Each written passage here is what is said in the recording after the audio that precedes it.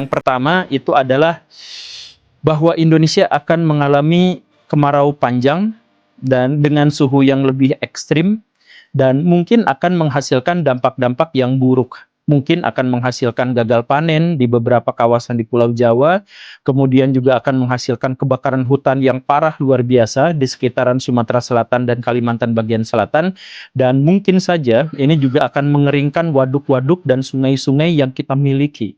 Itu terjadi di tahun 2026, sejak bulan April sampai kemungkinan bulan Oktober.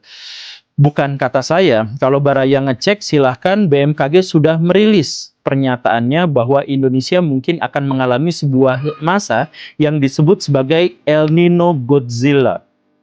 Yang kedua, yang mungkin akan terjadi adalah bahwa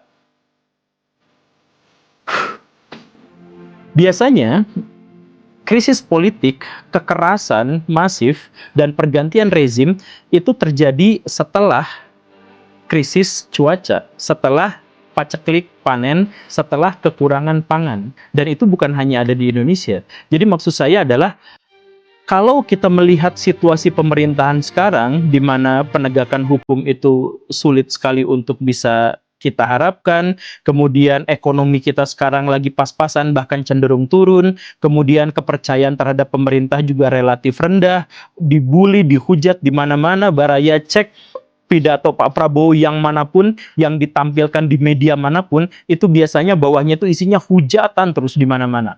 Baraya bisa cek itu dan bisa gunakan statistik kalau Baraya misalkan mau menggunakan itu. Nah, dengan situasi yang seperti itu, apakah kemudian bencana ini akan menyebabkan pergantian rezim? Apakah reformasi tahun 1998 mungkin akan terjadi lagi?